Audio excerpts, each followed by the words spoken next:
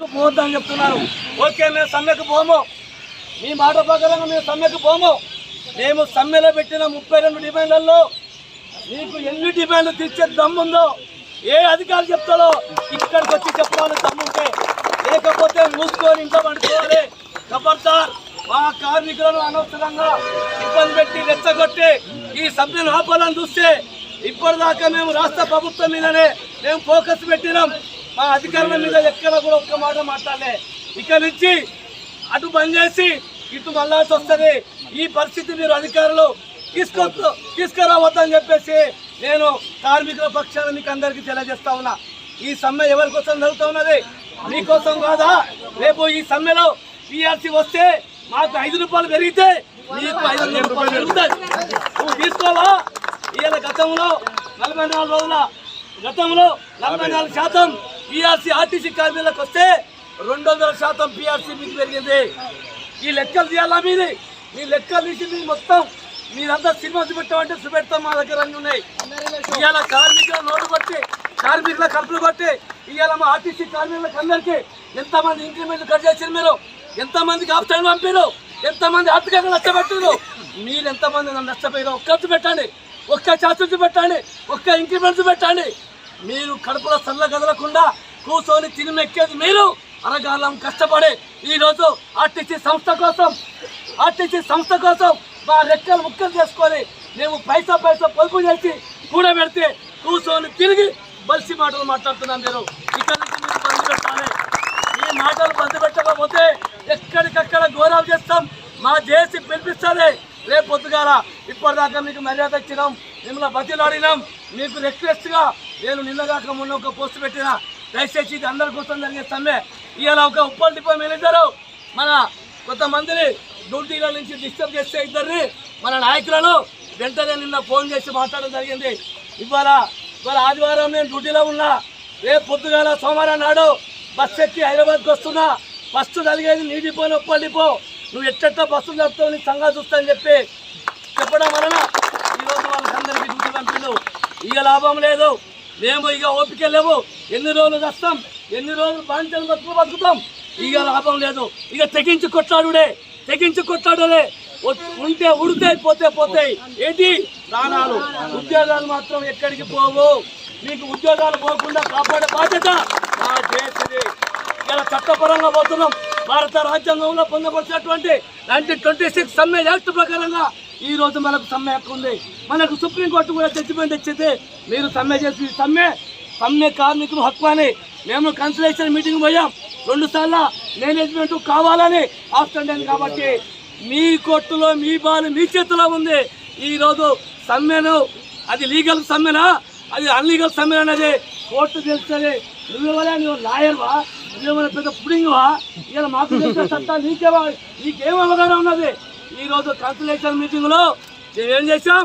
ఎవ్వరు చేయని పని ఇంతవరకు కన్సల్టేషన్ ఆఫీసర్తోనే క్లోజ్ చేసుకున్నప్పుడు మేము బరాబరు ఆమెతో రాపించి ఆమెతో సంతకం ఇచ్చి మేము కూడా 6 నెలల ప్రధాన కార్యదర్శులం ఆ పేపర్ మీద ఆ లెటర్ మీద సంతకం పెట్టాము. ఇది చేసి అంటే ఇది తెలిసిన చేసి, ఇది అన్ని తీరులో ఆడితేనే చేసి, ఇది కొట్లాడే చేసి, ఇది ఇంట్లో పండుకుంటే చేసి కాదు. ఎవరికి భయపడే చేసి కాదు. ఇది భయపడే చేసి కాదు. మమ్మల్ని భయపెట్టాలని చూస్తే వాళ్ళనే భయపెట్టే చేసి. ఖబర్దార్, మేము మర్యాదగా చెప్తున్నాం. రేపు ఒక్కరోజే 24 hours గడిపిస్తున్నాం. ఈ సమ్మెకు రోజుకు మద్దతు పెరుగుతూ ఉంది. ప్రజల మద్దతు పెరుగుతూ ఉంది. ప్రజా సంఘాల మద్దతు పెరుగుతూ ఉంది. జాతీయ సంఘాల మద్దతు పెరుగుతూ ఉన్నది. ఇప్పుడే అందిన వార్త, మన SC/ST వెల్ఫేర్ అసోసియేషన్ రాష్ట్ర కమిటీకి మేము లేఖలు పెట్టడం జరిగింది, అభ్యర్థించడం జరిగింది. వాళ్ళు కూడా ఇప్పుడు హైదరాబాద్లో పెద్ద ఎత్తున ప్రెస్ మీట్ పెట్టి ఈ సమ్మెకు మద్దతు ప్రకటిస్తూ ఉన్నారు. ఈరోజు తీర్మానం మల్లన్న కూడా ఆయన ఏమన్నారు చెప్తా ఒక మాట, నేను సమ్మెకు మద్దతు అనలే, నేనే సమ్మెను ముందు నడుస్తా అన్నాడు. కాబట్టి అదేవిధంగా బీసీ సంఘం, బీసీ వెల్ఫేర్ అసోసియేషన్ మన సోదరుడు నిరంజన గారు కూడా నిన్ననే ఒక అడుగు ముందుకేసి ఆయన కూడా మన సమ్మెకు సంపూర్ణ మద్దతు తెలియజేయడం జరిగింది. ఇవాళ HFF తర్వాత మిగతా కొన్ని సంఘాలు కూడా ఇవాళ మద్దతు తెలిపే పరిస్థితి ఉన్నది. ఇవాళ అంతే. ఎందుకంటే మన పోరాటంలో న్యాయం ఉన్నది. మనం వేరే గుంతప కోరికలు అడుగుతలేం. మనం వేరే బయట తీసుకొచ్చి అడుగుతున్నాం. ఈ ప్రభుత్వం ఇచ్చినటువంటి హామీలనే ఈ ప్రభుత్వం ఇచ్చిన ఈ హామీలనే నువ్వు ప్రభుత్వం మళ్ళీ మధ్యలో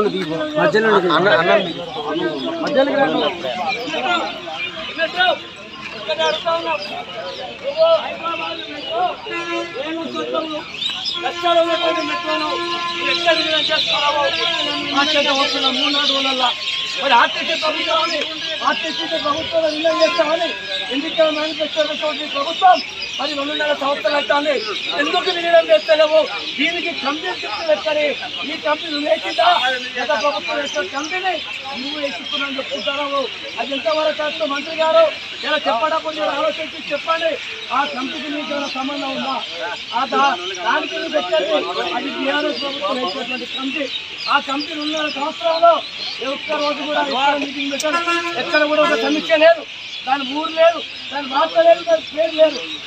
అన్న ఏం చేసింది మొన్నదాకా ప్రభుత్వ పరిస్థితుల్లో ప్రభుత్వ పరిస్థితుల్లో ఏ రెండు ఒకటి ఆరు పొద్దుగాల పోయే 2 ఏమన్నా చెప్పింది ఒక కొత్తదనం ఉండాలి. మంత్రి గారు మీకు చాలా భవిష్యత్తు ఉన్నది. ఇలా ఆర్టీసీ కార్మికులకు మేము ఆర్టీసీ కార్మికులకు ఆర్టీసీ కాట వాళ్ళు దాక్కురట. మహాలక్ష్మి పథకం పెట్టి ఆర్టీసీకి వాళ్ళు దాక్కురు అంటారు. మేము చేయబట్టే మీకు సంస్థ నడుస్తుంది, మేము చేయబట్టే మీకు పేరు వస్తుందని చెప్పేసి మంత్రి గారు చెప్తారు, వేరే వాళ్ళు చెప్తారు. నేను ఒక్క ప్రశ్న అడుగుతున్నా. అసలు మహాలక్ష్మి పథకం మా ఆర్టీసీ కార్మికులు భుజాల మీద వేసుకొని గొడ్డు చాకిరి చేస్తూ ప్రయాణికులతో దెబ్బలు తింటూ తన్నులు తింటూ రక్తాలు గాయకట్టు గాయాల పాలవుతూ హాస్పిటల్లో చిక్కులవుతూ విజయవంతంగా దాన్ని మా భుజాల మీద ఎత్తుకొని దాన్ని సక్సెస్ చేసి ఈ ప్రభుత్వానికి నేను చెప్తున్నది మా కార్మికులు. మేము మీరు చెప్పుకునే అర్హత మీకు లేదు. ఈరోజు మీరు ఇచ్చిన 6 గ్యారెంటీలలో ఈ మహాలక్ష్మి పథకం ఒక్కటి తప్ప మీకు ఒక్కటన్నా సక్సెస్ అయిందా? ఒక్కటన్నా ఎవరైనా చెప్తానా మీ గురించి? అన్ని ఫెయిల్యూర్ అయినాయి. ఇది మా ఆర్టీసీ కార్మికుల యొక్క సాధ్యం. ఇంకొక ముక్క చెప్తున్నా. అసలు ఈ సీట్లో కూర్చున్నది కూడా ఆర్టీసీ కార్మికులు చేయబట్టే మీరు ముఖ్యమంత్రి సీట్లో కూర్చున్నారు. ఎందుకంటే ఆర్టీసీ కార్మికులు సకలమైన సమ్మెలో 27 రోజులు మిలిటెంట్ పోరాటాలు, మామూలు పోరాటాలు కాదు. రజాకారులకు వ్యతిరేకంగా తెలంగాణ సాయుధ పోరాటం ఎట్లయితే జరిగిందో 1947-48లో ఆ విధంగా పోరాటం చేసి ఢిల్లీని గదిలిచ్చే స్థాయికి ఆర్టీసీ కార్మికులు ఉద్యమం చేస్తే ఢిల్లీ గదిలొచ్చి తెలంగాణ ఇస్తే ఆ తెలంగాణకు ముఖ్యమంత్రి సీట్లో నువ్వు కూర్చున్నావు. దానికి కారకులం మేము. మా దర్వారా నువ్వు బతుకుతున్నావు, మా దర్వారా నీకు వచ్చింది కీర్తి. అదేదో మాకు ఇచ్చినట్టు ఏమిచ్చినావు నువ్వు? మాకు ఏమన్నా లేని ఇచ్చాను లెక్కలు చెప్తాడు. టీఎస్ ఇచ్చినాం, టీఎస్ ఇచ్చింది. బుద్ధిగా అధికారులకైనా బుద్ధిగా ఉన్నదా? కొంచెం మీరు పెద్ద చదువులు చదివారు, మేము మామూలుగా చదివినాం. ఆ టీచర్స్ డబ్బులు ఎవరై? డబ్బులు ఎవరై? ఎస్పీటీ డబ్బులు ఎవరై? మరి మా డబ్బులు మాకు ఇచ్చి మేము ఇచ్చినా అని చెప్పుకోవడానికి సిగ్గు ఉండాలి కదా నీకు. అసలు అట్లా కాదు. కింద కేసు పెడతాం రేపటికారా మాకు తెలియకుండా మా జీవితంలో కరిగేసిన రికవరీ డబ్బులు మాకు తెలియకుండా నువ్వు ఎట్లా వాడుకుంటావు? నీకు వాడుకునే రైతే లేదు. రేపు పొద్దుగాల నీకు కింద కేసు పెట్టడానికి కూడా కేసీ సిద్ధంగా ఉందని చెప్పేసి నీకు హెచ్చరిస్తా ఉన్నా. అదేవిధంగా ఈరోజు ప్రైవేట్ ఎలక్ట్రిక్ బస్సుల పేరుతో ప్రైవేట్ ఎలక్ట్రిక్ బస్సులు ఇబ్బంది పుట్టినాయి, ఎక్కడి నుంచి వస్తున్నాయి? మెగాకి ఇస్తారంటే నువ్వు 100 కోట్లకు నీకు దాని ఏమంటారు ఆయుధాల తమ్ముడు పోయి నీకు వచ్చేటువంటి కమిషన్లకు ఆశపడి ఈరోజు 100,000 బస్సులను మరి మీరు అగ్రిమెంట్ తీసుకొస్తా ఉన్నారు. ఓకే, మీకంత ప్రేమ ఉండే తీసుకొచ్చుకొని ఎక్కడ పెట్టుకోవాలి? మీ జాగాలలో పెట్టుకోవాలి, మీ ప్రభుత్వ ఆస్తులలో పెట్టుకోవాలి, మీ ప్రభుత్వ జాగాలలో పెట్టుకోవాలి. మా కార్పొరేషన్ ఆస్తులలో, మా కార్పొరేషన్ డిపోలలో మేము ఇన్నేళ్ళు మా అన్నలు, మా చిన్నాయనలు, మా పెద్దనాయనలు ఈ ఆర్టీసీ 90 ఏళ్ల చరిత్రలో ఎంతోమంది మహానుభావులు వాళ్ళ రక్తాన్ని చెమటగా మార్చి ఈరోజు ఈ డిపోలను సాధి పెంచి పెద్ద చేస్తే ఈ రోజు నువ్వు వచ్చి ఎవరు వచ్చి గంట వచ్చి కిలోమీటర్ విధంగా వచ్చి మా డిపోలు మొత్తం ఎక్కకపోతావా? దీనికి మేము ఎవరం? దీనికి మేము ఓనర్లం. ఈ డిపో జాగ్రత్త మేము ఓనర్లం, మేమే కట్టగలం, మేమే కట్టగా ఉన్నాం. ఇక ముందు నుంచి ఒక లెక్క, ఇప్పటి నుంచి ఒక లెక్క. ఏ బస్సులు కూడా ఈ హన్మకొండలో కాదు, రాష్ట్ర వ్యాప్తంగా కొత్త ఎలక్ట్రిక్ బస్సులు ఎక్కడ వచ్చినా కూడా వాటిని తరిమి కొడతాం. ఆ జీబీఎం ఎవరు ముట్టువాడో అలా పనిచేసేవాడు మనోడు కాదు, అలా పనిచేసేవాడు మనోడు కాదు, అలా పనిచేసే తెక్కిస్తాడు మనోడు కాదు. కానీ ఇప్పుడు గ్యారేజీ వాళ్ళ గొప్ప చెప్పాలి. వాడు లోపల రావాలి, మనం పెట్టుకోవాలి. వాడు లోపల రావాలి అంటే మన తాత ముత్తాతలు అలా వారసత్వంగా కట్టుకున్నటువంటి ఇంట్లో మనం సౌకర్యం చేస్తా అంటే ఎవడో ముఖ్యమంత్రి నేను వచ్చి మన ఇంటికి వెళ్ళగొట్టే మనం అనుకుంటామా? ఇది కూడా మనకి ఇల్లు లాంటిదే, ఇది కూడా మనకు దేవాలయం లాంటిదే. ఈ రోజు మనం ఈ డిపో ఉంటేనే, ఈ ఆస్తులు ఉంటేనే ఆ డిపోలకు బస్సులు వస్తున్నాయి. ఆ బస్సులు వస్తేనే మనం అంతా దాంట్లో ఉద్యోగాలు చేస్తున్నాం. కాబట్టి మన బతుకు తెరువైనటువంటి మనకు జీవనోపాధి వచ్చినటువంటి ఈ బస్సులలో ఏనా మనం ఎక్కకపోతాం, మనం ఎక్కబోతామా? మనం ఎక్కకపోతాం. కాబట్టి మా బస్సులు మాకే ఉండాలి, ఆర్టీసీ బస్సులు కొనాలి. ఈరోజు జేబీఎం సంస్థలు, ఎలక్ట్రిక్ సంస్థలు, ఇవి కార్పొరేట్ సంస్థలు. ఈ కార్పొరేట్ సంస్థలలో మనకు వచ్చే లాభం లేదు, మనకు వచ్చేటువంటి పైసా ఆర్థిక వనరులు లేవు. కేవలం ఎవరికి రాజకీయ నాయకులకు, రాజకీయ పార్టీలకు ముడుపులు ఇచ్చి ఈరోజు మన ఆర్టీసీని మూసివేద్దామని చూస్తున్నారు. కాబట్టి ఈరోజు ఒకటి చెప్తున్నాం, మర్యాదగా చెప్తున్నాం, బదిలారు చెప్తున్నాం. మా జోలికి మీరు అవుతుంది, మీకు వెళ్తున్నాయి. మా జోలికి మీరు రావద్దు, మీ జోలికి మేము మాకు ఇత్తరాన్ని ఏంటో పడే, మాకు ఇత్తరాన్ని ఏంటో పడే 2021 వేస్తారు, సౌలు చేస్తారు. ఎందుకు చేయవు? మరి అందరికీ జీతాలు ఎదురు వేస్తున్నావు, అందరికి ఎక్కిస్తున్నావు. లక్షల కోట్ల బడ్జెట్ పెట్టినావు. ఆ లక్షల కోట్ల బడ్జెట్లలో ఆర్టీసీ కార్మికుల బడ్జెట్ కూడా ఉంది.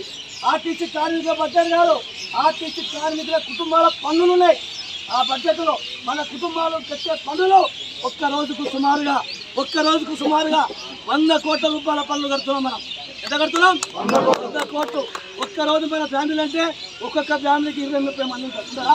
అక్కలు, చెల్లెళ్ళు, కోడళ్ళు, అన్నులు, తమ్ములు, వీళ్ళందరూ ఎంతమంది అవుతారు? వీళ్ళంతా మన కుటుంబాలే కదా. ఈ కుటుంబంలో తిరగదా నీకు ఓట్లు తెప్పించింది, నువ్వు గెలిచింది. మరి వాళ్ళకు మొత్తం కలిపితే ఎంత? సరే ఒక 50 కోట్లు వేసుకో, 50 కోట్లు వేసుకో.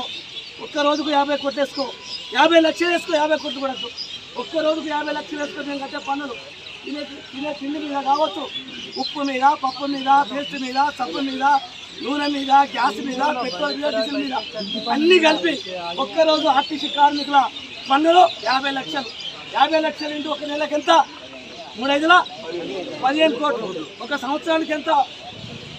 15 ఇంటూ 12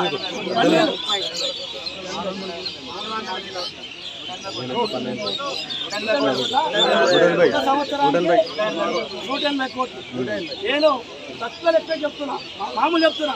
అయితే మరి మా పన్నులు మాకు ఇచ్చినా కూడా మా జీతాలు వస్తాయి కదా.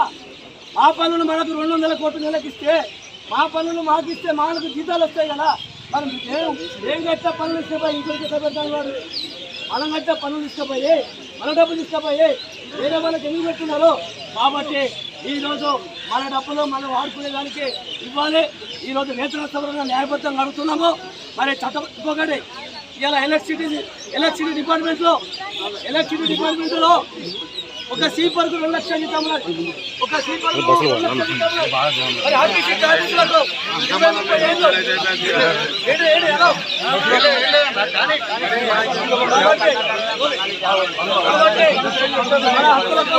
పోరాటంలో ఇది చివరి పోరాటం. పోరాటం జరగవు, మళ్ళీ సమ్మెలు జరగవు.